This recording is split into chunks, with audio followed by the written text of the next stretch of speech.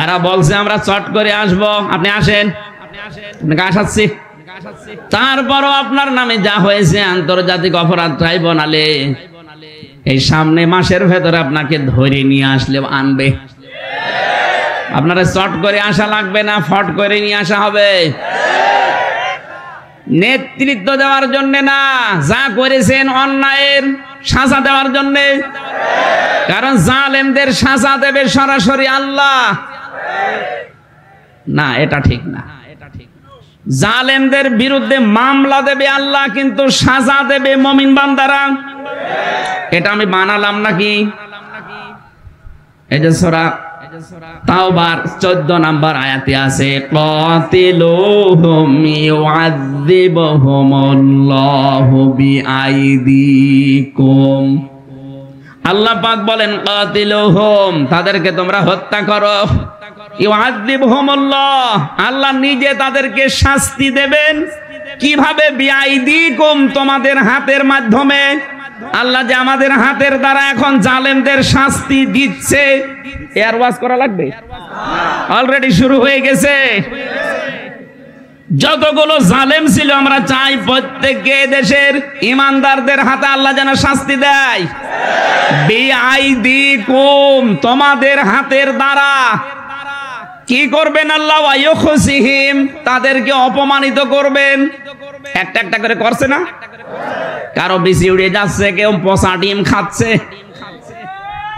ইউখসিহিম ওয়ায়ানসুরকুম, তিনি তোমাদেরকে সাহায্য করবেন। আলাইহিম, তাদের উপরে। আল্লাহ পাক জানো ওরা যে অন্যায়গুলো করেছে, এই ট্রাইব্যুনালের মাধ্যমেই ওদের উপরে যে বিচার হবে, এই বিচারে যেন আল্লাহ সাহায্য করে।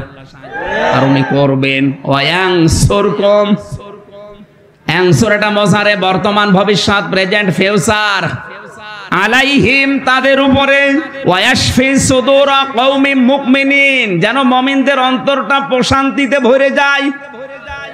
আমরা কোরআনের পাখিকে যেভাবে ইনজেকশন দিয়ে বিদায় দেওয়া হয়েছে, যে জালেমের কথা মতো এটা করা হয়েছে, আমরা যখন দেখব জালেমকে ওভাবে করা হচ্ছে, তখন আমাদের অন্তর ভরে যাবে।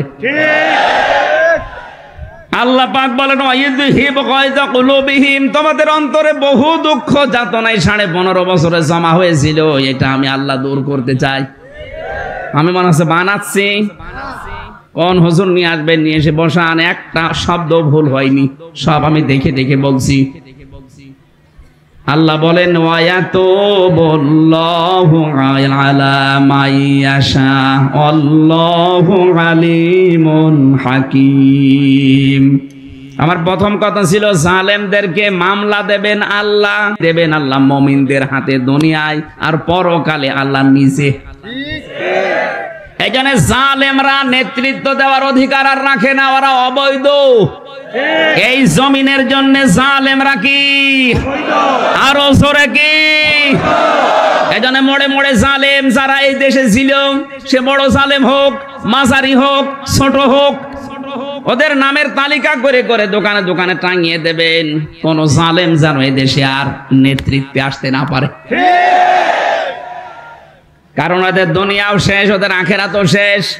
আপনি ভুল করে করেন না, জেনে বুঝে করেন, আপনি যেহেতু জালেম। আল্লাহু লা ইয়াহদিল কওমাজ জালিমিন, জালেমদেরকে আল্লাহ হেদায়েত দিচ্ছে না, দেবেও না। সুতরাং আপনার সব শেষ। আমরা যারা মাজলুম হয়েছিলাম, এখন আমাদের আনন্দ। কথা বলেন এখন। মাজলুম দোয়া করলেই সঙ্গে সঙ্গে আল্লাহ এটা কবুল করে নেয়। হাজারো মাজলুম যারা জেলখানায় আমি দেখেছি, কত মানুষ জেলের বাইরেও রাত কাটিয়েছে, ধানের জমিনে, বাগানে, নদীর ধারে, নৌকার ভেতরে ঝোপড়ি পেটে, সেখানে 1-2 বছর, 5 বছর, 10 বছর মনে হচ্ছে সংসার করে নিয়েছে, অথচ নিজের বাড়ি ঘর সব ফেলে। যে জালেমরা অত্যাচার করে একে মাজলুম বানালেন, তার চোখের পানি বৃথা যাবে।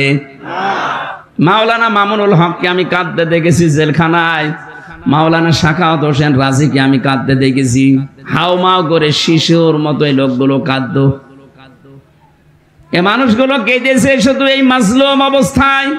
এই কষ্টে পড়ার কারণে নিজের অপরাধের কথা স্মরণ করে এই জালেমদের প্রতি যে অভিশাপগুলো আলেমরা দিয়েছে, আমার মনে হয় আল্লাহ এগুলো সব আরো সে তুলে নিয়েছে।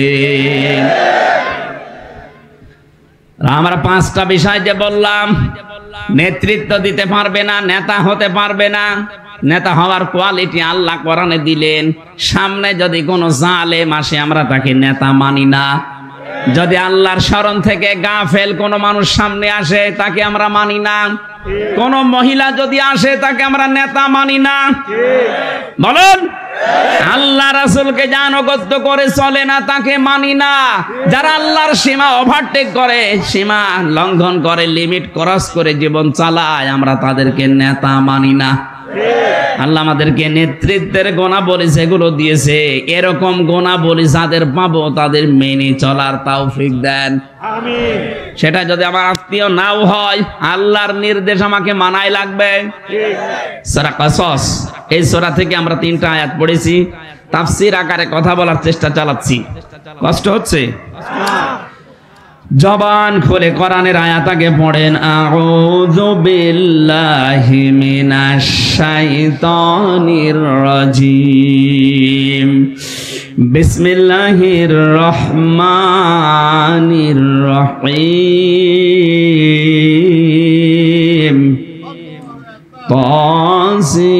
তাসিম মিম।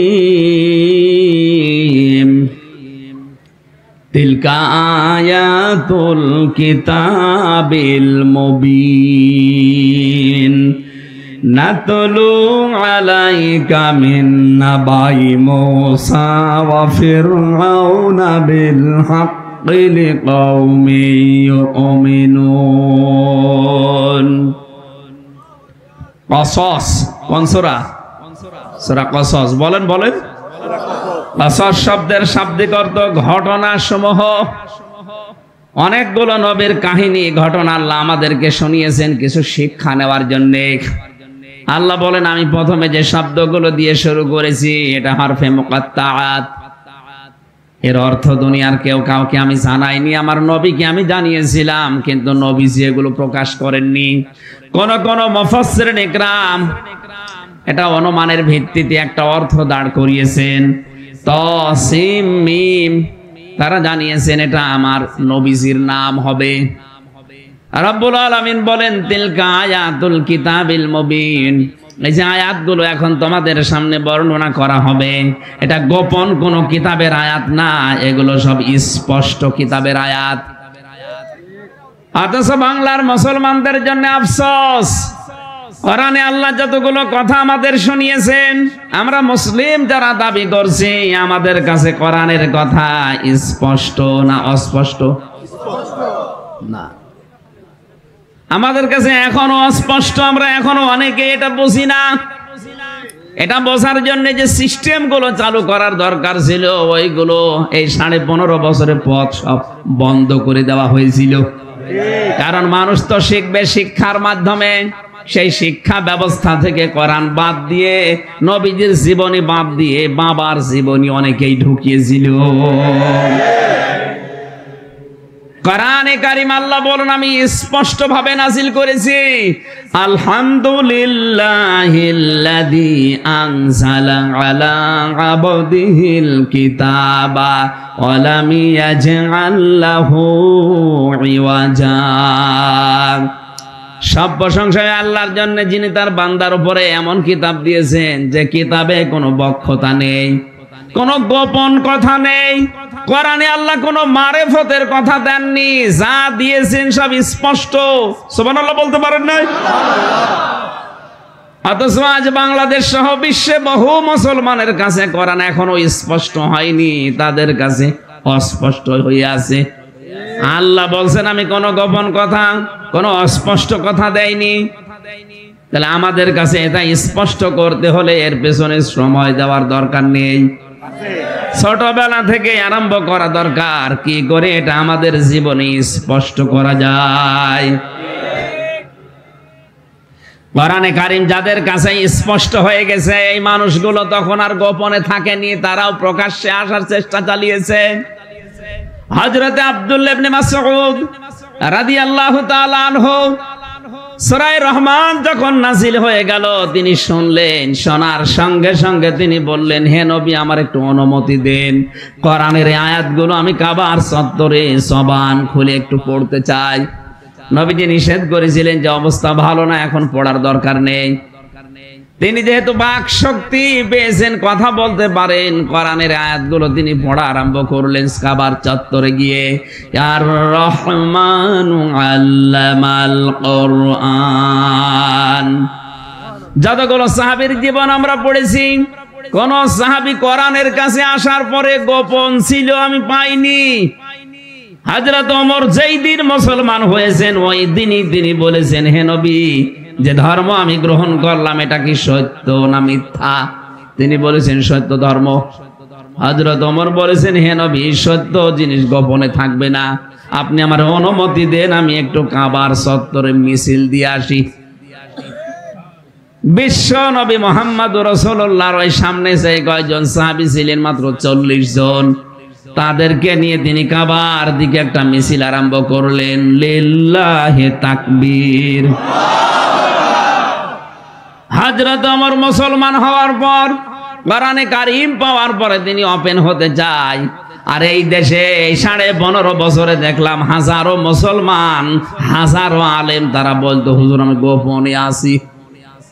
আপনি কোন কোরআন পড়েছেন আমি তো বুঝি না। সাহাবীরা কোরআন পড়লে তারা ওপেন হতে চাইতো, কারণ তারা কোরআনে কারীম স্পষ্ট এইটাই বুঝতো। আপনিও ওই কোরআন পড়ে আমরা আলেম হলাম, এমন আলেম হয়েছে যে আলেম হওয়ার পরে হুজুর আমি গোপনে আছি। এই গোপনে থাকার কারণে তো জালেমরা এই কথাগুলো সব জেনে ফেলেছে। আমরা যাই করি ইসলামের জন্য গোপনে আছি যারা বলতো তারা সব লাগিয়ে দিত। কথা বলে না কেন? তাছাড়া কোন লজ্জা এত বড় একজন জালেমাকে কওমি জননী উপাধি দিল? নৌকা মার্কায় দাঁড়াবেন এই নিয়তে আপনি এত বড় ভুল করে ফেললেন। জেলখানায় ৭৬ জন আলেম ছিল আমার সাথে হেফাজতের, প্রত্যেকে এই লোকটা যেই দিন এই নাম দিয়েছে সেই দিন এর জন্য বদদুয়া দিয়েছে যে আমাদের ডুবিয়ে ফেললো লোকটা।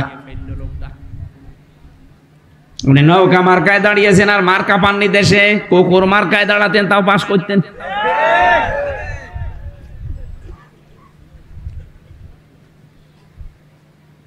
মানুষ এত নিচে নামতে পারে দুনিয়ার এই স্বার্থের কারণে। আরে ভাই আমারও তো ধরার পরের দিনই বলেছিল যদি আপনি এই কাজগুলো করেন আপনাকে কিচ্ছু করবে না, তো যদি না করেন 50টা মামলা দেওয়া হবে। আমি ওই সময় যদি মেনে নিতাম 3 বছর না 3 দিনও আমার থাকা লাগতো না। আমি কোরআন পড়ে বুঝেছি কোরআনের কাছে আসলে কেউ গোপন থাকতে হতে চায়, আর ওরা এমন আলেম গোপনে গোপনে গোপনে। উনি জাতীয় মসজিদের ইমাম। একটা দেশ কত বড় দুর্নীতিগ্রস্ত হলে জাতীয় মসজিদের ইমাম পর্যন্ত পালিয়ে যায়।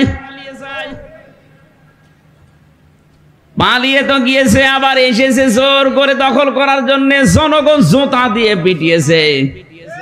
পরের দিন আবার স্ট্যাটাস দিয়েছে যে জনগণ আমার জুতা দিয়ে মেরেছে কিন্তু জুতা আমার গায়ে লাগেনি। ওরে শয়তান, লজ্জা শরম থাকলে এসব লেখে। ধন্যবাদ জানাচ্ছি ধর্ম উপদেষ্টা যিনি আছেন ডক্টর আফামা খালেদ হোসেন। উনি যে এখন যাকে লাগিয়েছেন বাইতুল মুকাররমের খতিব হিসাবে, মুফতি আব্দুল মালিক হাফিজাহুল্লাহ, যোগ্যতা সম্পন্ন একজন মানুষ। আল্লাহ তার থেকে যেন হেদায়েতের যে বাণীগুলো আছে, তিনি যে খেদমত দিয়েছেন সারা জীবন, এটা যেন আরো ভালোভাবে এই জাতির জন্য উপকার যেগুলো ছড়িয়ে দেওয়ার তৌফিক দেন। আল্লাহ তার হায়াতে বরকত দেন, বলেন আমিন। অনেক যোগ্যতা সম্পন্ন মানুষ তিনি, বাতিলের পাঁচাটা গোলাম না। এতদিন যারা কোরআন পড়েও বলতে না উনি দিনকাল ভালো না, গোপনে আছে। আপনি আর কতদিন গোপনে থাকবেন বলেন? এখন একটু ওপেন হওয়ার সময় আসেনি? আল্লাহ শুনিয়েছেন কেন জানেন? আল্লাহ পাক বলেন নাতলু, আমি তেলাওয়াত করে শোনাচ্ছি আলাইকা, আপনার কাছে। এটা শুনিয়েছে কে? কার কাছে? নবীজির। বলেন বলেন, আপনি খেয়াল করেছেন আল্লাহ নিজে শোনাচ্ছেন তেলাওয়াত করে করে নবীজির কাছে। মিন নাবাই মূসা ওয়া ফিরআউনা বিল হক। মূসা এবং ফেরাউনের নাবা মানে ঘটনা। মূসা এবং ফেরাউনের যে ঘটনা ঘটেছিল, হে নবী আপনি তো দেখেননি। আপনাকে আমি কোরআনের মাধ্যমে তেলাওয়াত করে করে শোনাচ্ছি, আপনি একটু ভালো করে মন দিয়ে শোনেন, দেখেন কি আছে এর ভেতরে।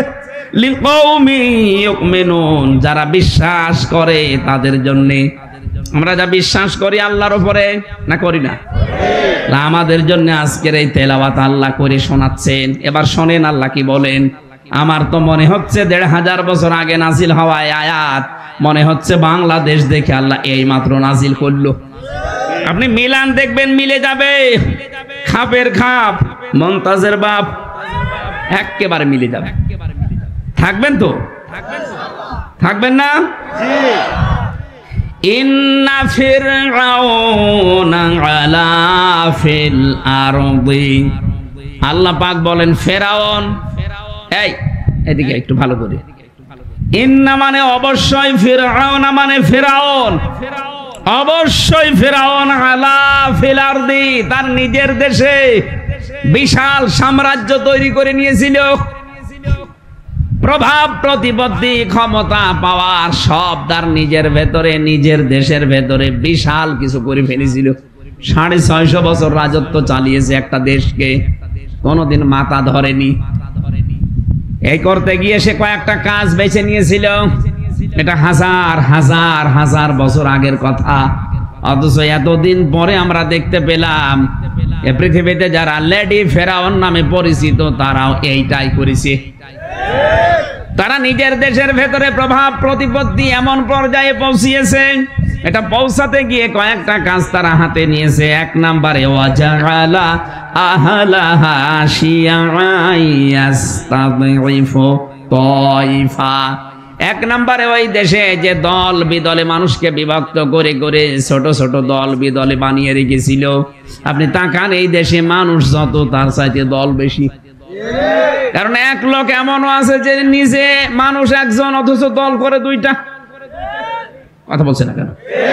মানুষ একজন দল করে কয়টা? তাহলে এ দেশে মানুষ যত তার চাইতে দল বেশি।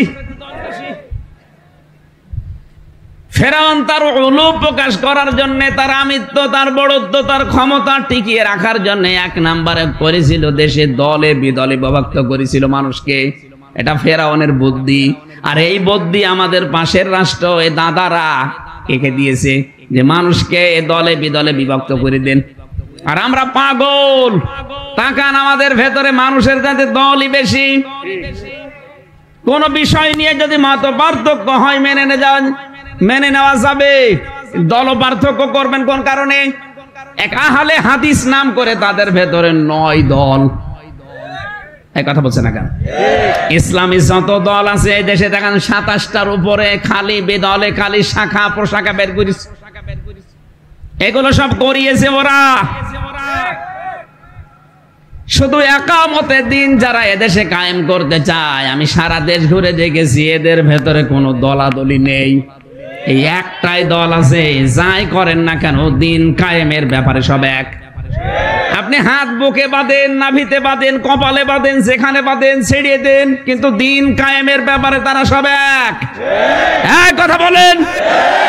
আর বাকি যা আছে জেনারেল বলেন, ইসলামী নাম নিয়ে বলেন, ছোটখাটো দলে বিভক্ত করে শুধু সভাপতি আর সেক্রেটারি, আর কেউ নেই। হ্যাঁ আপনি তাকান, একটা দল আমার দৃষ্টিতে আমি বেশি একামতে দিনের দায়িত্ব যারা পালন করে। হ্যাঁ এদের ভেতরেও ছোটখাটো মত পার্থক্য আছে। এদের ভেতরে হাত কেউ বুকে বাঁধে, কেউ নাভিতে বাঁধে, কেউ ছেড়ে দেয়, কেউ আমিন জোরে বলে, কেউ আস্তে বলে, কেউ মোনাজাত হাত তুলে করে, কেউ হাত ছেড়ে দিয়ে করে। একটা জায়গায় তারা সব এক, যে এই দেশে দিন কায়েম করা লাগবে। আপনি মিলিয়ে বলেন তো এই বিষয়টা কি আমি বানিয়ে বললাম? তাহলে ফেরাউনের এই ফাঁদে ওই জামানায় পা দিয়েছিল সবাই, শুধু একটা দল ফাঁদে পা দেয়নি, সেটা মুসা নবীর দল। আল্লাহ ওইটাই জানিয়েছে,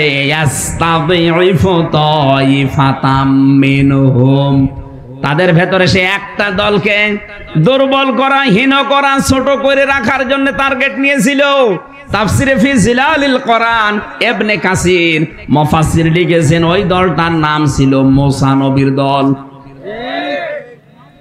ফেরাউনের আরেকটা টার্গেট ছিল ইউযাব্বিহু আবনাহুম ওয়া ইস্তাহয়ী নিসাআহুম ইন্নাহু কানা মিনাল মুফসিদিন। ওই জামানায় সে পুরুষ মানুষদেরকে মেরে ফেলতো আর মেয়েদেরকে বাঁচিয়ে রাখতো। তাফসিরে দুইটা অর্থ দিয়েছে। এই গল্প করতে মানে আমি কি আর কে মারছি? কথা যদি পরে প্রশ্ন করে বলতে না পারে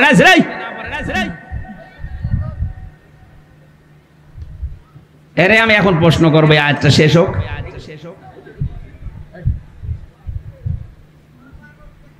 ফেরাউন যে ওই জামানায় পুরুষদেরকে মেরে ফেলতো, মেয়েদেরকে বাঁচিয়ে রাখতে, অর্থ বললাম কয়টা বলেন? এবার যারা গল্প করছেন আপনাকে দুইটা বলা লাগবে, এখন বলছি। এরপরে যদি বলতে না পারেন আপনাকে আমি শুনতে আসাবো।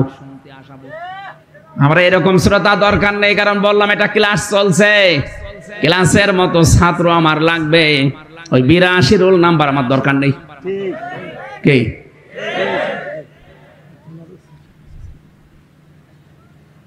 আলহামদুলিল্লাহ। ইউযাব্বিহু আবনাহুম ওয়া ইস্তাহয়ী নিসাআহুম এর ব্যাখ্যা পেয়েছি আমি তাফসিরে দুইটা। এক নম্বরে ফেরাউন ওই জামানায় পুরুষ বাচ্চা যারা হতো মেরে ফেলতো, মেয়েদেরকে বাঁচিয়ে রাখতো দাসীবাদী করার জন্য। দ্বিতীয় নম্বরে পুরুষদেরকে কর্মহীন করে দিত, মেয়েদেরকে কর্ম লাগিয়ে দিত। আপনি আজ তাকান তো বিশ্বের দিকে, আমাদের এই দেশে অনেকে এই সিস্টেম চালু করতে চেয়েছিল। পুরুষ মানুষ অনার্স মাস্টার্স করে বসে আছে, আর মেয়ে লোক ম্যাট্রিক পাস করতে দেরি, চাকরি পেতে দেরি হয় না। এটা একটা ফেরাউনি কৌশল। আমি একটু বানিয়ে বলে ফেললাম। আপনি তাফসিরে ইবনে কাসির নিয়ে আসেন, খাপের খাপ আমি মিলিয়ে দিচ্ছি। আমি যা বলি সব পড়ে আসি, এই জন্যই তো ওদের রাগ হয়ে যায় যে সবই মিলে যাচ্ছে। তাহলে মনে হয় আর সামনে আমার বিপক্ষে যাবে, চলে যায় উঠে। সামনে যা আছে 100 ভাগ মিলবে। দেখেন, ইন্নাহু কানা মিনাল মুফসিদিন। ফেরাউন ছিল এই পৃথিবীতে ফ্যাসাদ সৃষ্টিকারী, স্বৈরাচারী।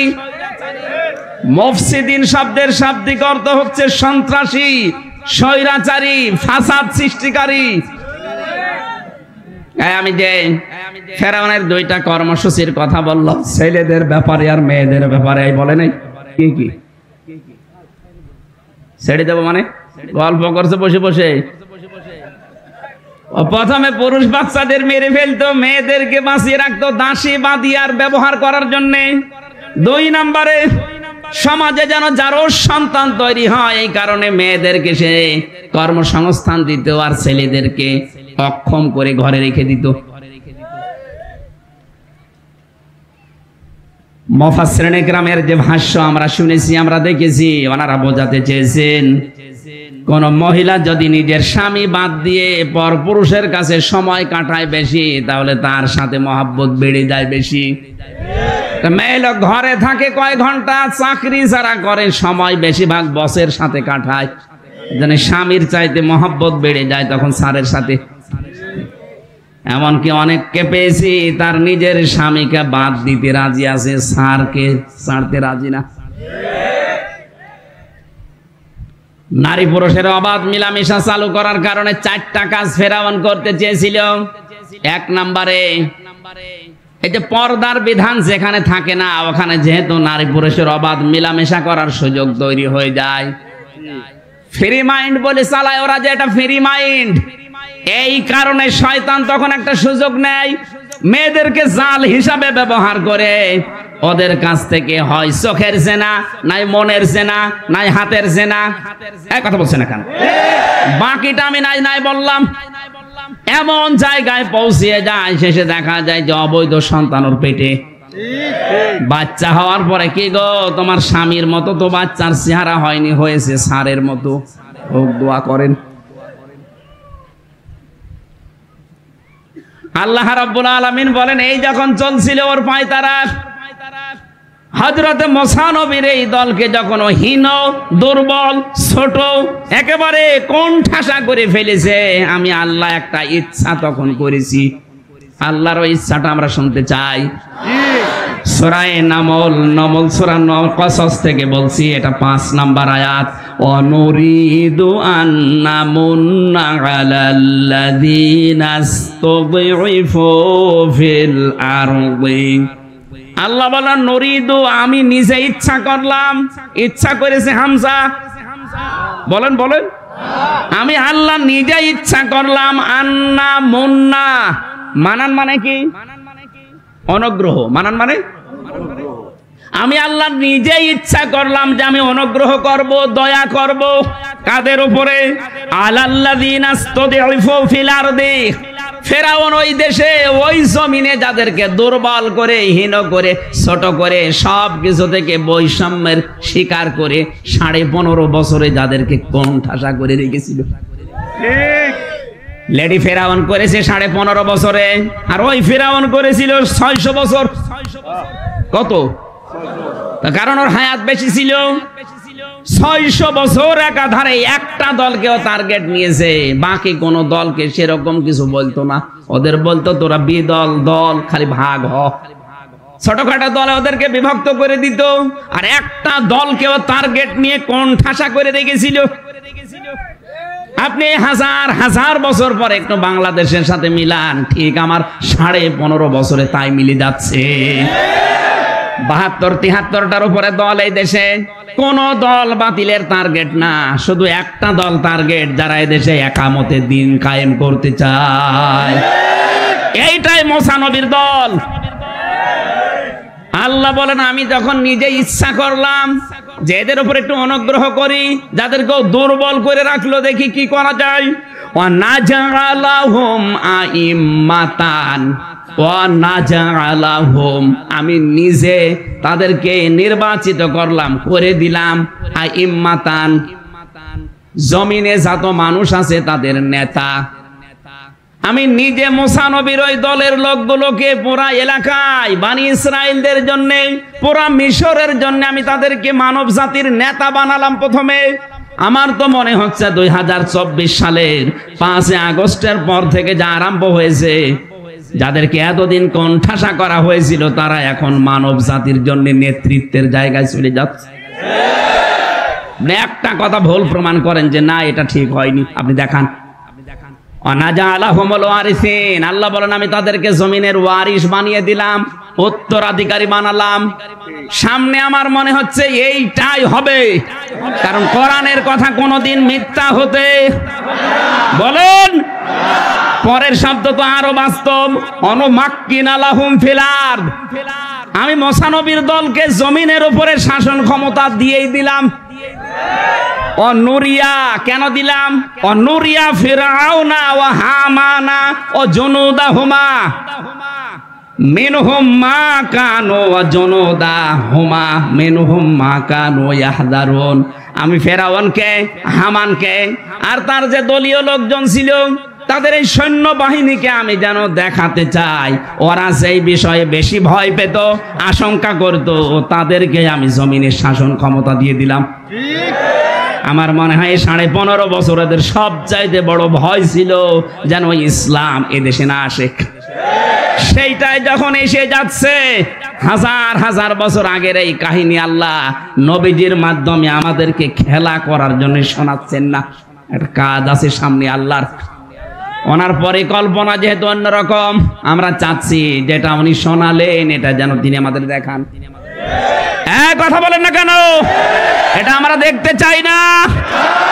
এটা দেখার জন্য যে পরিবেশ দরকার, শুধু সৎ হলে হবে না। যারা এই স্লোগান দেন আল্লাহর আইন চাই, সৎ লোকের শাসন চায় না, এটা ঠিক হয়নি।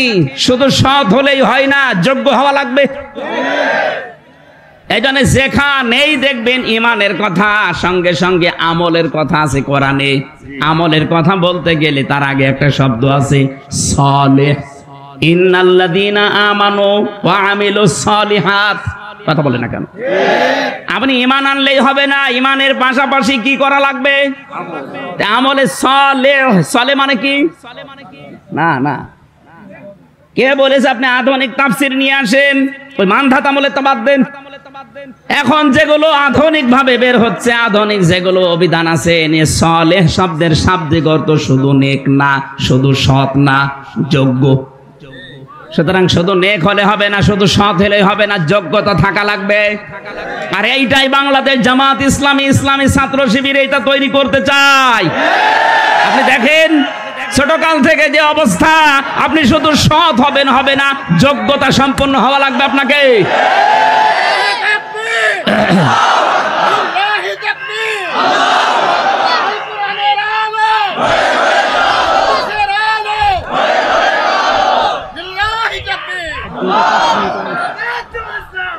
এই বসেন ভাই, বাস্তবতা যা দেখতে পাচ্ছি আমরা অনেকে আজ অনেক দলে সৎ মানুষ আছে, এমনকি যারা বিদায় নিয়েছে জালেমরা, এদের ভেতরে কিছু সৎ মানুষ আমি দেখেছি, কিন্তু যোগ্যতা সম্পন্ন মানুষ কম। যোগ্যতাটা আলাদা জিনিস, এটা তৈরি করতে হয়, এটা দোয়া করে পাওয়া যায় না। ঠিক, দোয়া তো আপনার লাগবেই, দাওয়া লাগবে, আর দাওয়াটা ট্রেনিং, আর এই ট্রেনিংটা দেওয়া হচ্ছে ছোটকাল থেকে। দেখেন এই জায়গায় যে 9টা 10টা বিষয় আপনাকে প্রতিদিন পূরণ করা লাগে, এমনকি আপনি নামাজ পড়েন জামাতে না একা একা, ওইটাও লেখা লাগে। আমার তো যতটুকু বাস্তব জ্ঞান এবং পরীক্ষিত বিষয় আমি পেয়েছি, এই দেশে যদি কেউ ইসলামী ছাত্র শিবির, ইসলামী ছাত্রী সংস্থা আর বাংলাদেশ জামাত ইসলামী ছোটকাল থেকে করতে আরম্ভ করে, ও যেন বিনা কারণে একটা বিশ্ববিদ্যালয় পড়ে শেষ করে আসে। আপনি একটু মিলিয়ে দেখেন কয় বছর যারা জামাতে ইসলামের রোকন হয়, আমি নাম ধরে বলছি এই কারণে, এই 6 মাস 7 মাস রিপোর্ট পূরণ করা লাগে। 6-7 মাস আপনার জীবনকে কন্ট্রোল করে ফেলবে।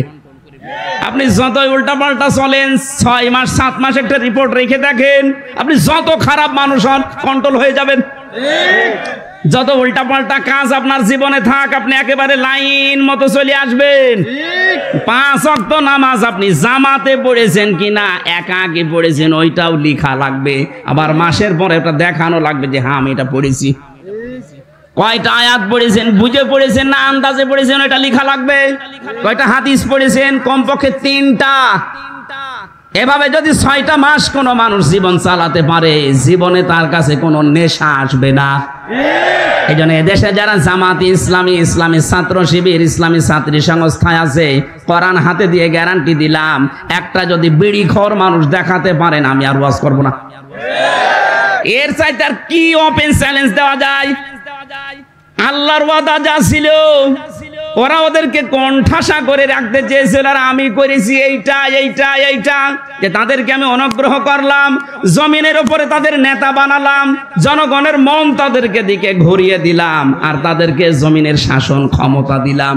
আল্লাহ পাক মনে হচ্ছে 1500 বছর পরে এই ঘটনা এখন ঘটাতে যাচ্ছে। 53টা বছরে বহু কিছু দেখলাম, বহু কিছু দেখেছি। আমার তো 33 বছর, আমার এই জীবনে আমি যা দেখেছি, 53 বছরের শান্তি কি আমরা আসলে পাইনি। কথা বলে না কেন? চাচা এরশাদ বলেছিল না, বাইরে থাকলে খুন, ঘরে থাকলে গম। ঠিকই বলেছিল, এই অবস্থায় চলছিল। গুম এই শব্দটা যখন চলে এসেছে, আমি একটা কথা বলছি, আগামীতেও যদি কেউ এরকম কাজ করেন, খুব সাবধান। কোনো মানুষকে যদি আপনি ধরে নিয়ে যান, মেরে ফেলেন, কিন্তু গুম করে রাখবেন না। এটা যে কত বড় ভয়ঙ্কর অপরাধ মানবতার সাথে, এর কোনো মাপ নেই। একটা মানুষকে যদি কেউ গুম করে রাখে, তার বউটা অন্য জায়গায় বিয়ে করতে পারে না। এই কথা বলছেন এখন। আমান আজমি ভাইয়ের বউটা 10 বছর একাধারে সহ্য করতে আর না পেরে পরিবার শেষ পর্যন্ত এই গত বছর বিয়ে দিয়ে দিয়েছে। কিন্তু ব্যারিস্টার আরমান ভাই মানিকগঞ্জের সন্তান, উনি আর ওনার বউটার বিয়ে করেনি, কিন্তু এই 8.5 বছর 8.5 বছর একাধারে স্বামী ছাড়া একটা যুবতী মেয়ে। আপনার মেয়ে থাকুক তো দেখি।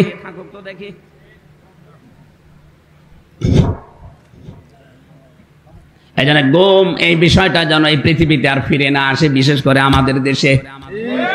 এই শব্দটা মারাত্মক, শুনলেই কেমন শরীর শিউরে ওঠে।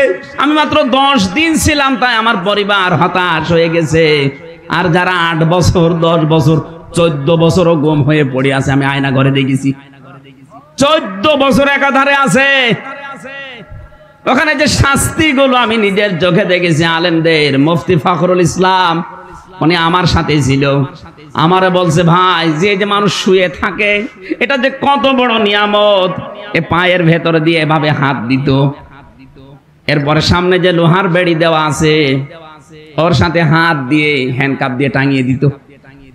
তাও 2-5 মিনিট 10 মিনিট পরে খুলে দেবে না। 24 ঘন্টা দিনের পরে দিন, সপ্তাহ, মাস, বছর ওইভাবে কেটে যাচ্ছে।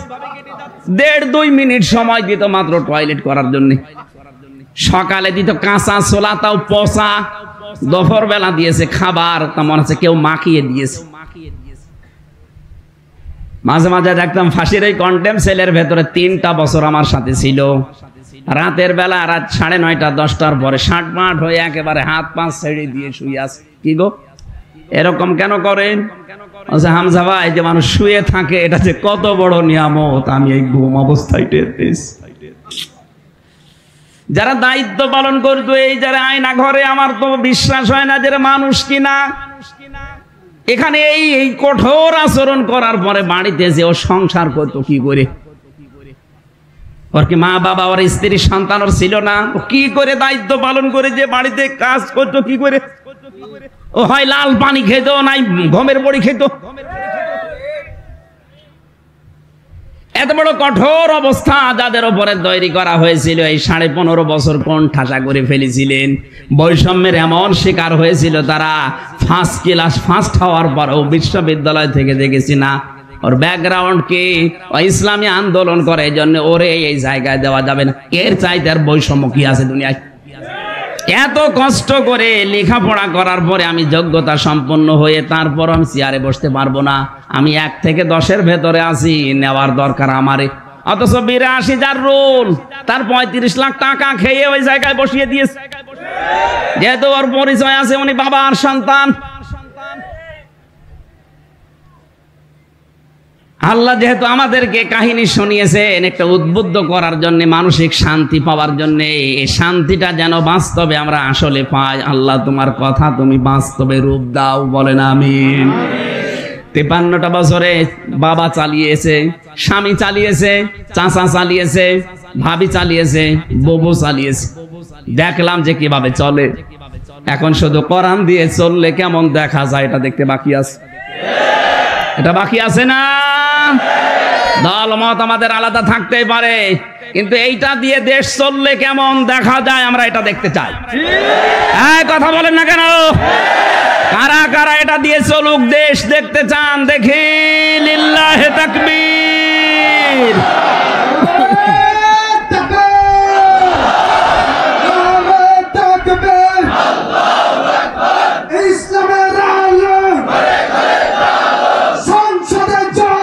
আলহামদুলিল্লাহ ভাই।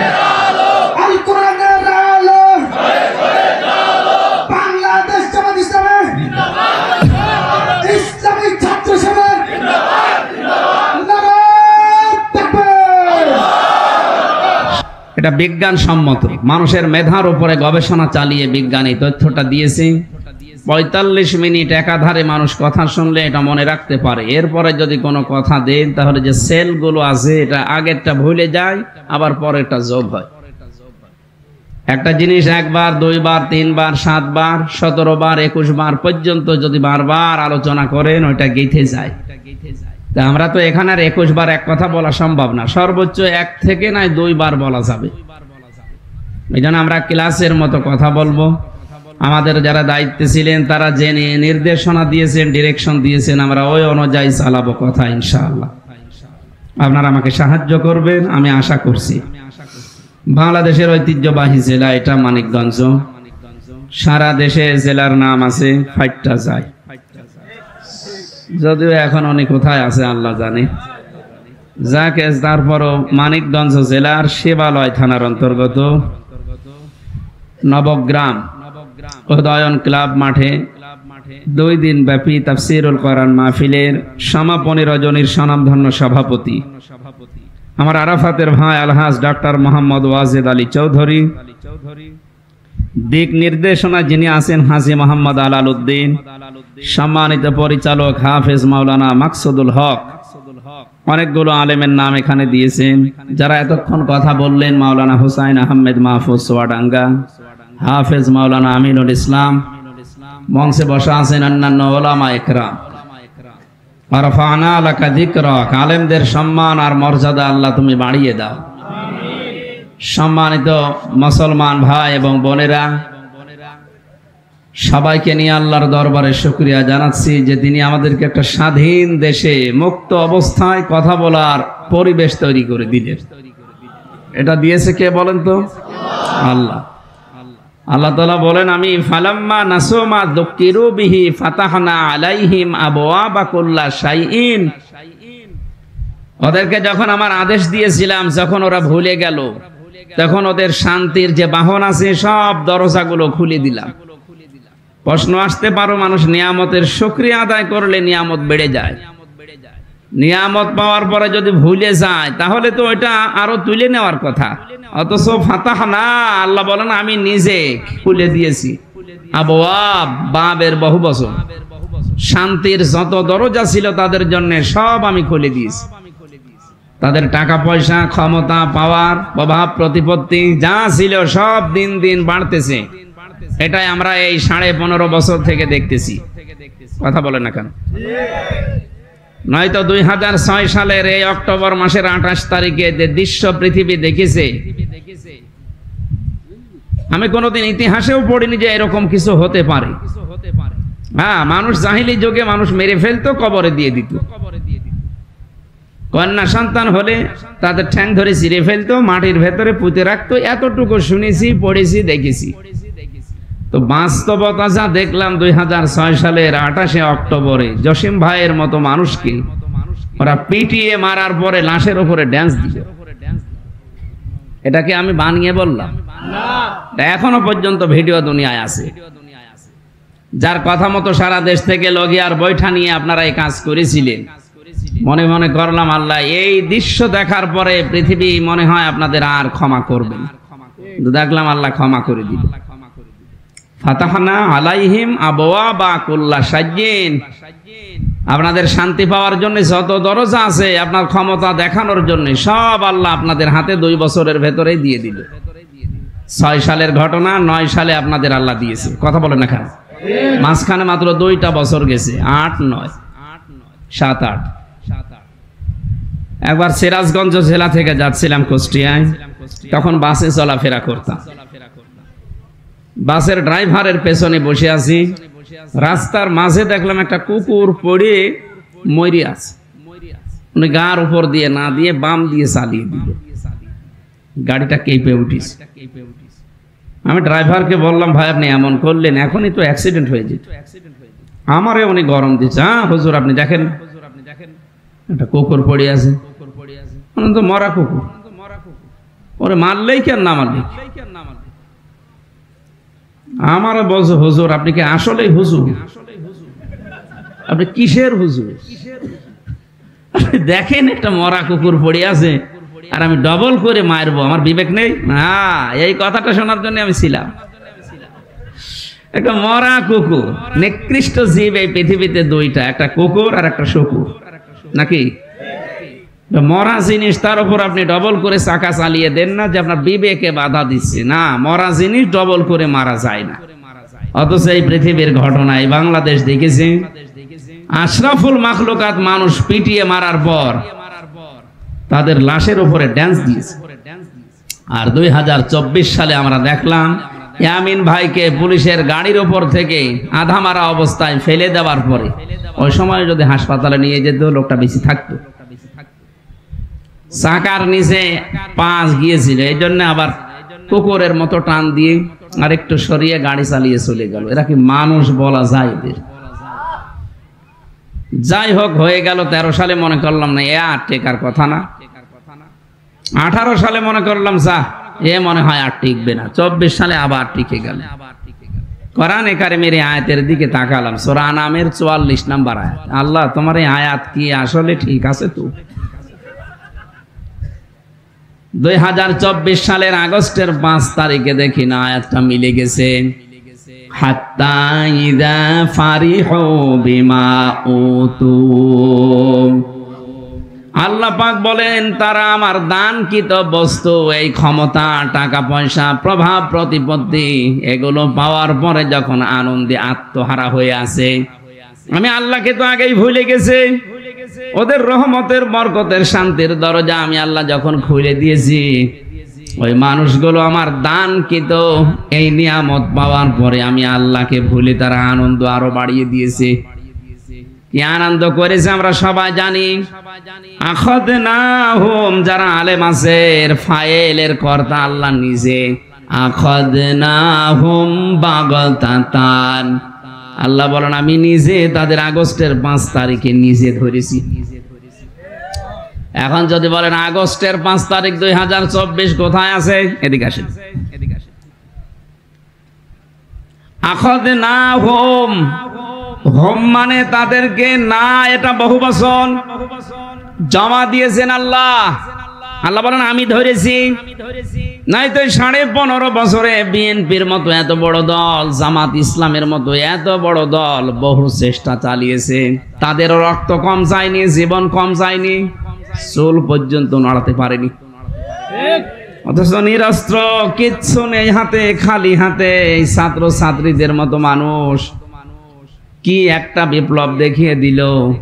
আমার তো মনে হচ্ছে শুধু ছাত্র ছাত্রী না, আল্লাহ নিজে এখানে তার সেহাজটা সাহায্য পাঠিয়েছিলেন। এর প্রমাণে আখাযনা, আমি আল্লাহ ধরেছি তাদেরকে, হোম বাগতাতান, আকস্মিক ভাবে, ফাইদা হুম মুবলিসুন, আল্লাহ বলেন তারা হতাশ হয়ে পড়েছে, নিরাশ হয়ে গেছে, এমনকি তারা দুপুরের খাবার খাবে সে সময়ও পায়নি। আপনি মিলান তো 2024 সালের 5 আগস্টের সাথে আর 2006 সালের এই অক্টোবরের 28 তারিখের পর থেকে আয়াতগুলো পুরা মিলে যাচ্ছে। কি কথা বলেন? ফাকতিয়া দাবিরুল কওমিল্লাযিনা যালামু, জালেমদের যে শিকড় ছিল ওটা কেটে দেওয়া হয়ে গেছে। কেটে দিয়েছে কে? না না, এখানে ফাকতিয়া, এখানে আরবি গ্রামার যারা বোঝে, ফাকতিয়া দাবিরুল কওমিল্লাযিনা যালামু এর ফাইলটা এখানে জানা নেই, মজহুল। এটা কাটা হয়েছে, কে কেটেছে কেউ জানে না। সমন্বয়কারী শুধু নামে ছিল, কে করছে, কেন করছে, কোথা থেকে করছে এখনো পর্যন্ত অনেকের না জানা। অনেকে হয়তো তারেক রহমানকে ক্রেডিট দিচ্ছেন, অনেকে ছাত্র শিবিরকে ক্রেডিট দিচ্ছে, কিন্তু কে করেছে কর্তা জানা নেই। এখনো পর্যন্ত কোল কিনারা করতে পারছে না। যারা হতাশ হয়ে গেছে, যারা নিরাশ হয়ে গেছে, যারা হতভম্ব হয়ে গেছে যে করল কে, কি এখনো সঠিকটা কেউ তুলতে পেরেছে না। অধিকাংশ যা আমরা বলছি সব আন্দাজে।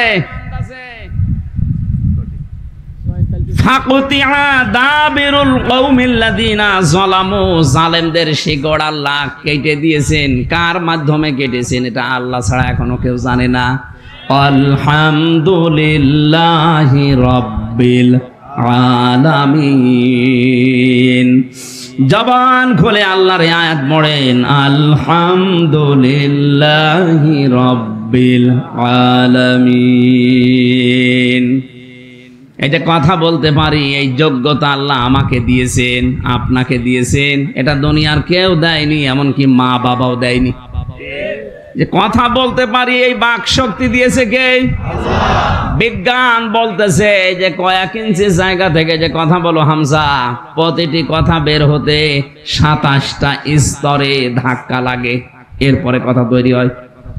অথচ এই বাক শক্তিটা 15.5 বছরে অনেকে রুদ্ধ করে রেখেছিল। কথা বলে না কেন? আমরা কথা বলতে পারতাম না। যারা আল্লাহর এই দেওয়া নিয়ামতকে যারা রুদ্ধ করে রেখেছিলেন, বন্ধ করে রেখেছিলেন, আল্লাহ তাদের বন্ধ করে দিয়েছে। এমন অবস্থায় এই দেশে, আমি তো সারা দেশেই ঘুরছি, যারা এতদিন বুক ফলিয়ে পরিচয় দিত আমি অমুক দলের সভাপতি, এখন এই কথা বলারও যোগ্যতা নেই যে আমি অমুক দলের সাপোর্টার। বললেই মার খাবেন। কথা বলেন না কেন? সুতরাং এই মুক্ত পরিবেশ যিনি আমাদেরকে দিয়েছেন ওই আল্লাহর জন্য বলেন আলহামদুলিল্লাহ। দরুদ আর সালাম পাঠ করার মাধ্যমে আজকের আমি আলোচনা শুরু করছি। বিশ্বনবী মুহাম্মদুর রাসূলুল্লাহকে আল্লাহ এই পৃথিবীতে যে আদর্শগুলো দিয়ে পাঠিয়েছিলেন তার আমরা 7টা বৈশিষ্ট্য পেয়েছি। প্রধানত তার প্রথম নম্বরে তার নামের আগে পরে আছে ইয়াসিন। এটা দুনিয়ার আর কারো নামে নেই। আল্লাহ রাব্বুল আলামিন তাকে ঘোষণা দিয়েছেন, হে নেতা। ইয়াসিন মানে কি? আল্লাহর ঘোষণা দেওয়া নেতা এটা। আয়াতের তাফসিরে মুনির মুফাসসির লিখেছেন, কেউ যদি নেতা হতে চায় নেতৃত্বের কোয়ালিটি তাকে অর্জন করা লাগবে আগে। দুনিয়াতে কেউ যদি নেতৃত্ব দিতে চায়, নেতা হতে চায়, 5টা কোয়ালিটি মাস্ট বি লাগবেই। আর 5টা জিনিস তাকে ছেড়ে দেওয়া লাগবে। আজ বাংলাদেশ স্বাধীন হওয়ার পরে যারা নেতৃত্ব দেওয়ার জন্য এগিয়ে আসতেছেন, আপনি মিলান তো এগুলো আছে কিনা? আমি কিন্তু কোরআন দিয়ে বলছি, আমার বাবার কথা না। তাফসীরুল কোরআন মাহফিল আপনি লিখেই দিয়েছেন। যদি কোরআন দিয়ে কথা বলতে দেন তাহলে আমি 5টা বলি। হ্যাঁ, 1 নম্বরে যদি কেউ নেতৃত্ব দিতে চায়, নেতা হতে চায়, সূরা নিসা 5 নম্বর পারা 6 নম্বর পৃষ্ঠা 9 নম্বর লাইনের 59 নম্বর আয়াতের প্রথম অংশে আছে, ইয়া আইয়ুহাল্লাযীনা আমানু আতিউল্লাহা ওয়া আতিউর রাসূলা ওয়া উলিল আমরি মিনকুম। ইমানদারেরা আল্লাহর ইতাআত করো, রাসূলের ইতাআত করো, আর তোমাদের ভেতরে যারা উলিল আমর, যারা নেতা, তাদেরকে মেনে চলো। এখানে শর্ত আছে 2টা। এই যে আতিউ, এটা ফেল, আরবিতে ফেল বলে, বাংলায় ক্রিয়া বলে, ইংরেজিতে ভার্ব বলে। এই শব্দটা আল্লাহ নিজের নামে দিলেন, রাসূলের নামে দিলেন। কিন্তু উলিল আমর যারা, আল্লাহ রাসূলের ভয় কিয়ামত পর্যন্ত যারা নেতা হবে, যারা নেতৃত্ব দেবে, তাদের নামের আগে আল্লাহ এই শব্দটা দেননি। আল্লাহ ভুল করেছেন? বলেন না কেন? আল্লাহ যদি ভুল না করে থাকেন তাহলে আপনাকে এক্ষুনি মেনে নেওয়া লাগবে। মুফাসসিরিনে কিরাম যত তাফসীর আমি পড়েছি, ওনারা বোঝাতে চেয়েছেন আল্লাহ রাসূলকে যে মেনে চলে তাকে আপনাকে নেতা মানা লাগবে। যে আল্লাহ রাসূলকে মানে না তাকে নেতৃত্বের জায়গায় দেওয়া যাবে না। এটা এখন বাংলাদেশে আমরা মানবো তো? এটা রেকর্ড হচ্ছে কিন্তু সারা দেশে এখনই ছড়িয়ে গেছে লাইভের মাধ্যমে। কালকে তো আরো ভালোভাবে ছড়াবে। আমার সামনে এখন মাত্র 10,000 মানুষ না, আমার সামনে এখন 18 কোটি মানুষ। এই স্পিকারটা 18 কোটি মানুষের জন্য সামনে নিয়েছি। সবাইকে আমি উদ্দেশ্য করে বলছি, এদেশে নেতা হতে হলে আল্লাহ রাসূলকে না মানলে মানা যাবে না। সে যাই হোক, এমনকি আল্লাহ রাসূলকে কেউ যদি না মানে ওকে বন্ধু রূপে গ্রহণ করা যাবে না। 2 নম্বরে আল্লাহ রাব্বুল আলামিন বলেন, কোন মানুষ যদি সীমা লঙ্ঘনকারী হয় তাকে নেতা মানা যাবে না। ওয়ালা তুতিউ আমরাল মুসরিফিন আল্লাযীনা ইউফসিদুনা ফিল আরদি ওয়ালা ইউসলিহুন। সূরা শুআরা 19 নম্বর পারা 12 নম্বর পৃষ্ঠার 5 নম্বর লাইনের 151-52 নম্বর আয়াত। এটা তাফসিরে ফি জিলালিল কোরআনে আছে। আল্লাহ বলেন অনুসরণ করা যাবে না। 1 বচন দেননি, বহু বচন। ওয়ালা তুতিউ, টান আছে একালিফ। অনুসরণ করা যাবে না আমরাল মুসরিফিন, যারা ইসরাফ করে, সীমা লঙ্ঘন করে। আল্লাযীনা ইউফসিদুনা ফিল আরদি ওয়ালা ইউসলিহুন, এই জমিনে যারা ফাসাদ সৃষ্টি করে, শান্তি প্রতিষ্ঠার কাজ করে না। ও বাংলার মুসলমানেরা, এই পৃথিবীতে ফাসাদ শব্দের ব্যাখ্যা আমি যত পেয়েছি, ফাসাদ শব্দের প্রথম অর্থ হচ্ছে আল্লাহর বিরুদ্ধে কোনো আইন বানানো। আল্লাহর বিরুদ্ধে যারা আইন বানিয়ে দেশে প্রতিষ্ঠা করতে চায় তারা আল্লাহর ভাষায় ফাসাদ সৃষ্টিকারী। এক কথা বলেন না কেন? ফাসাদের দ্বিতীয় অর্থ হচ্ছে বিশৃঙ্খলা তৈরি করা।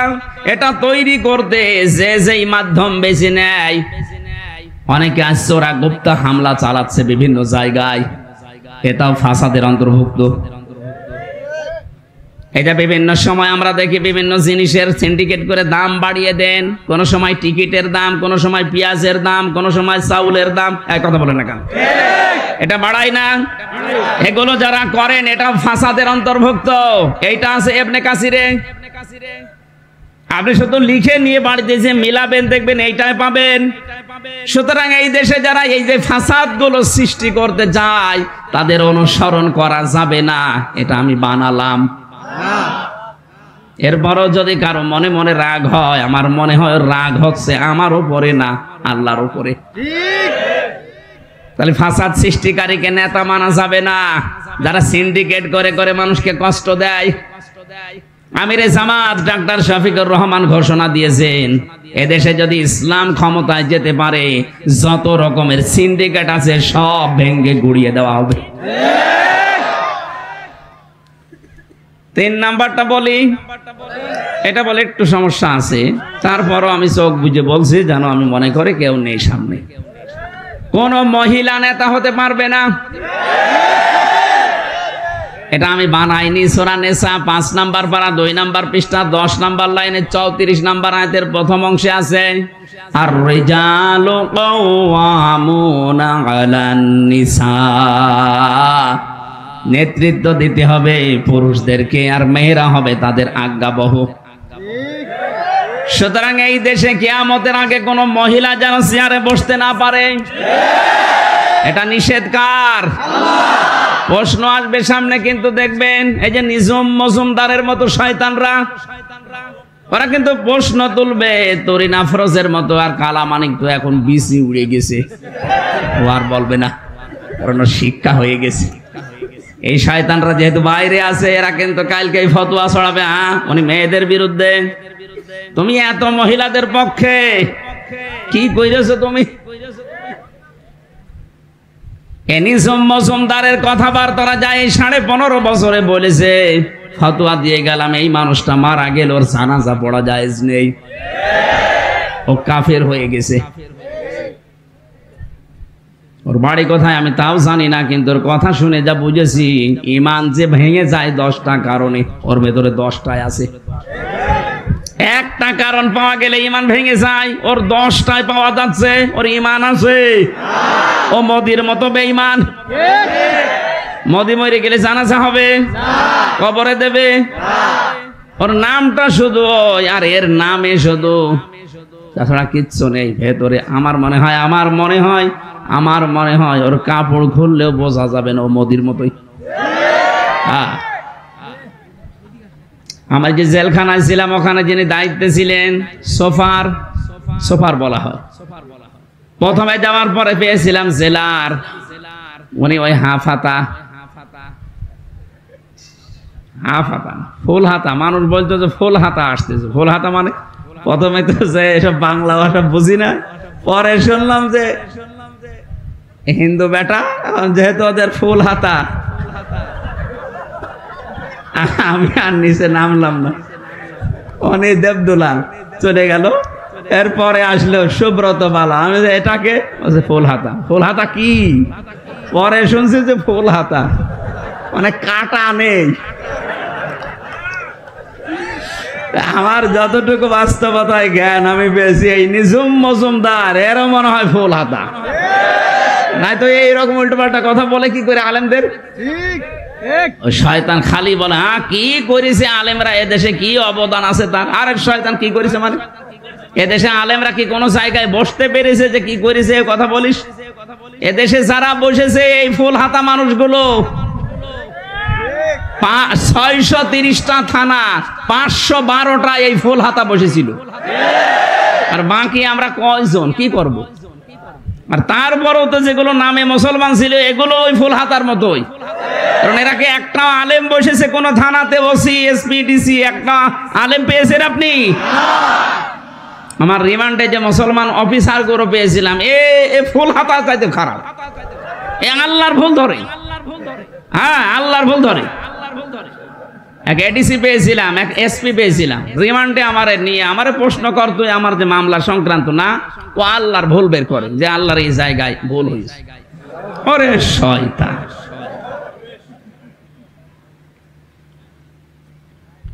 তিন নাম্বারটা এই জন্য বলছি কারণ এদেশে এতদিন পর্যন্ত এদেশটা সফলতার মুখ দেখেনি। নবীজির হাদিস হচ্ছে লা ইউফলিহা কওমুন, ওই জাতি কখনো সফল হতে পারে না যেই জাতির নেতৃত্বে আছে কোনো মহিলা। নবীর এই কথা মিথ্যা হবে। এই জন্য আগামীতে যারা আসবেন আমরা চাই তারা পুরুষ হয়ে আসবে, কোন মহিলা চেয়ারে আমরা বসতে আর দিতে চাই না। যে আসুক পুরুষ মানুষ আসুক। ভাই বলে আচ্ছা এরশাদের মতো পুরুষ হলে তো সমস্যা, সকালে এক কথা বলে বিকালে আর এক কথা বলে না, আমরা এইরকম পুরুষ চাই না, অন্তত একটু মাজা শক্ত আছে। কথা বলছে না কেন? তারপরেও চাচা এরশাদের যৌবন ছিল, 84 বছর বয়সেও স্ট্যাটাস দিত যে আমার যৌবন পুরা অটুট। ওনার জীবনের সবচাইতে বড় শখ যে খালি আমাদের চাষি বাড়াইতো। দেখ মারা গেছে, আল্লাহ তার ভুল ত্রুটি মাফ করে তাকে জান্নাত দিক। তার কিছু ভালো কাজ আছে দেশে মানবতার জন্য, আল্লাহ যেন মাফ করেন। কিন্তু মানবতার যারা দুশমন ছিল আল্লাহ যেন তাদের মাফ না করেন। মানবতার দুশমন দেশে ছিল না। নিজের ক্ষমতাকে পাকাপোক্ত করার জন্য মানুষের বুকের উপর আপনি গলি চালালেন। এই জন্য মেয়েরা যদি আসে নেতৃত্বে, সেই দলে সেই মতে থাকা যাবে না। এরপরও যদি আপনি থাকতে চান এটা আপনার উপর আমি ছেড়ে দিলাম। 4 নাম্বার নেতৃত্বের গুণাবলী।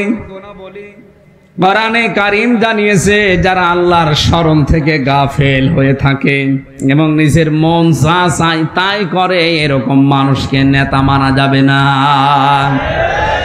ওয়ালা তুতি'উ মান আগফালনা কলবাহু আন যিকরিনা ওয়াত্তাবা'a হাওয়াহু ওয়া কানা আমরুহু ফুরতা। বলেন আল্লাহু আকবার। সূরা কাহাফ 28 নম্বর আয়াতের শেষের দিকে আছে। আল্লাহ পাক বলেন, হে নবী, যে মানুষগুলো আমার স্মরণ থেকে গাফেল হয়ে গেছে এবং যে মানুষগুলো দুনিয়ায় মন মতো কাজ করে, ওর মনে যা চায় তাই করে, এরকম মানুষকে দুনিয়ায় নেতা মানা যাবে না। 5 নাম্বারটা, কোন মানুষ যদি জালেম হয়ে থাকে তার নেতৃত্ব মানা যাবে না, একেবারে সাফ কথা।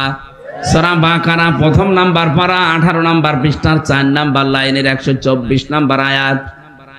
ওয়া ইয বিতালা ইব্রাহিমা রাব্বুহু বিকালিমাতিন ফাতাম্মাহুন্না। আমি ইব্রাহিম আলাইহিস সালামকে জীবনে বহু পরীক্ষা নিয়েছি, ইব্রাহিম প্রত্যেকটা পরীক্ষা পরিপূর্ণ করে দেখিয়েছে। এদের তাফসিরে আমি পেয়েছি আমাদের যিনি আসল জাতির পিতা, এই বানানোটা না, এই বানানোটা আমরা মানি না।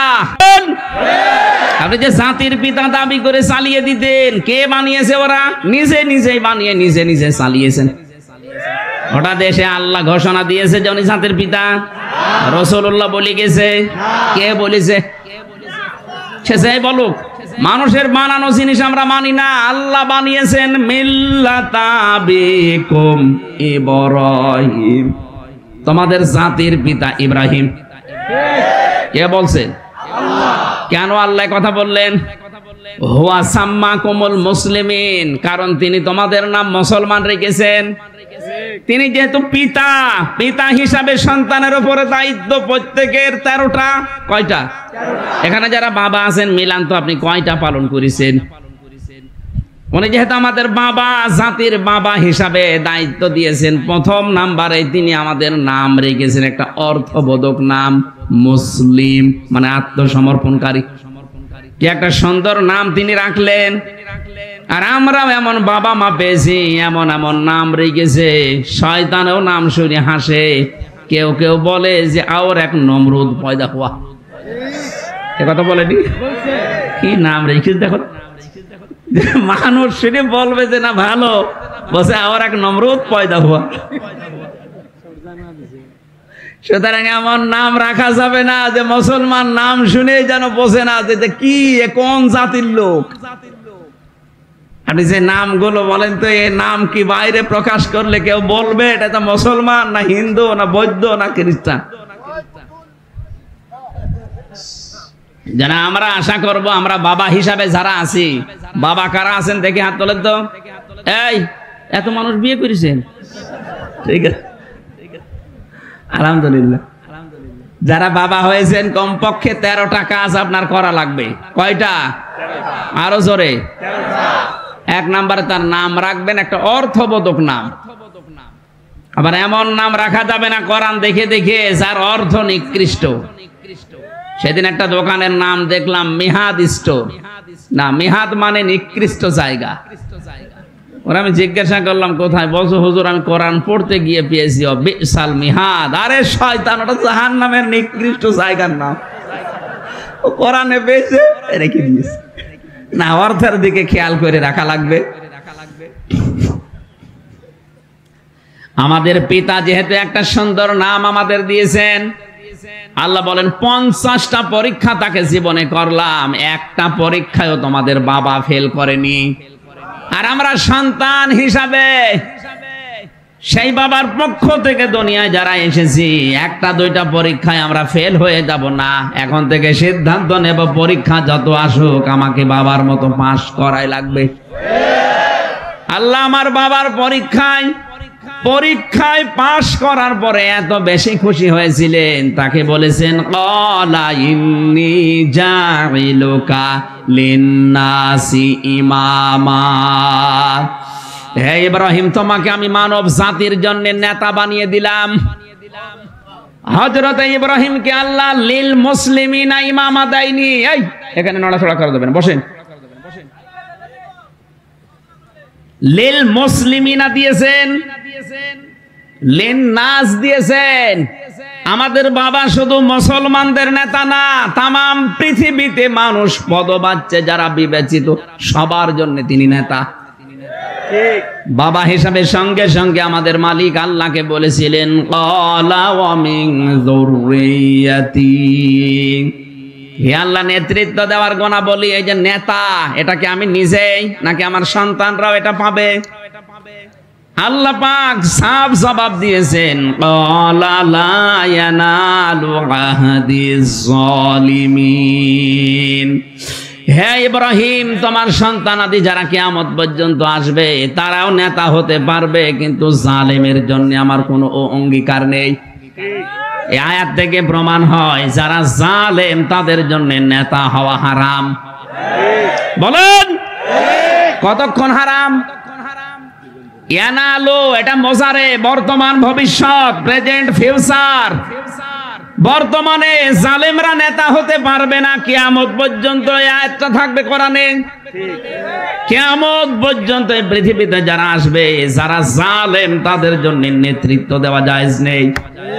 এই 15.5 বছরে যেহেতু ওরা জালেম প্রমাণ হয়ে গেছে, নাকি ওয়াজ করা লাগবে না? ওরা যে জালেম এটা প্রমাণ হয়নি। আরে ভাই, আমি তো মাজলুম, আমি নিজেই বলছি। মাওলানা হোসাইন বলছিল না 3টা বছর যে জঙ্গি মামলা দিয়ে আমারে আটক করে রেখেছিল, পুরাটা জুলুম। এই যে কোরআন হাতে নিয়ে বলছে জঙ্গি কি আমি নিজেও জানি না।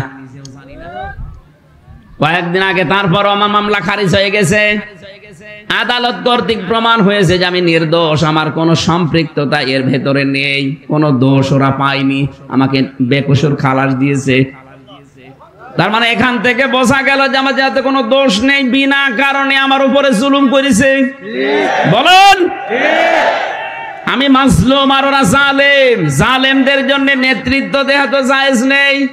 আমরা চাই এই দেশে যেন কোনো জালেম আর এই নেতৃত্বের জায়গায় ফিরে আসতে না পারে।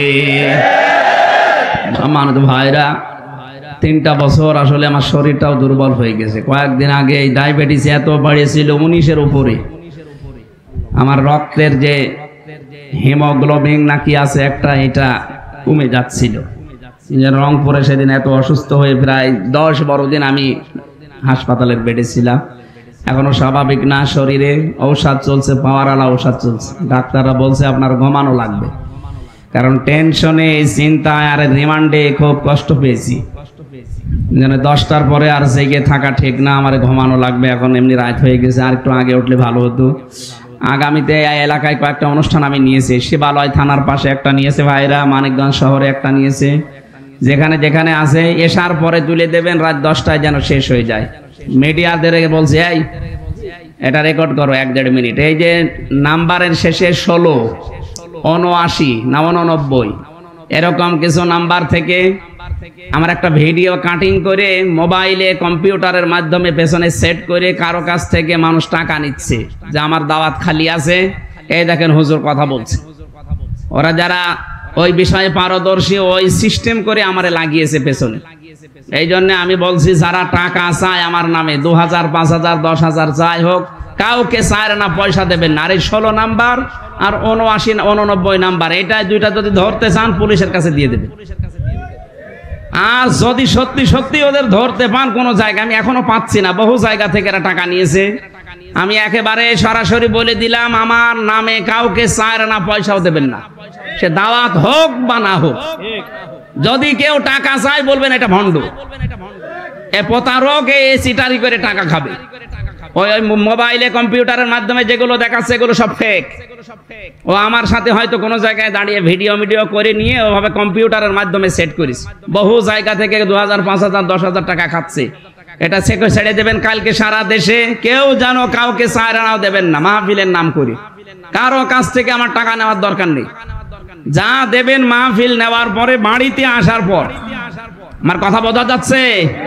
ওই সিটার গুলো, ওই বাটকার গুলো, ওই প্রতারক গুলো যদি ধরা পড়ে আমি তো ওর পিটিয়ে মেরে ফেলবো। আজকের মতো আমার কণ্ঠ শরীর চারিদিকে তাকিয়ে শেষ করছি, আগামীতে কথা বলবো ইনশাআল্লাহ। না আমিন, আল্লাহুম্মা আমিন। লা ইলাহা ইল্লা আনতা সুবহানাকা ইন্নী কুনতু মিনাজ জালিমিন। রব্বুল আলামিন, সূরা কসস থেকে তুমি যা শুনিয়েছো তেলাওয়াতের মাধ্যমে আমরা বোঝার চেষ্টা চালিয়েছি এবং বিশ্বাস করেছি। মেহেরবানি করে এটা তুমি আমাদের এই 56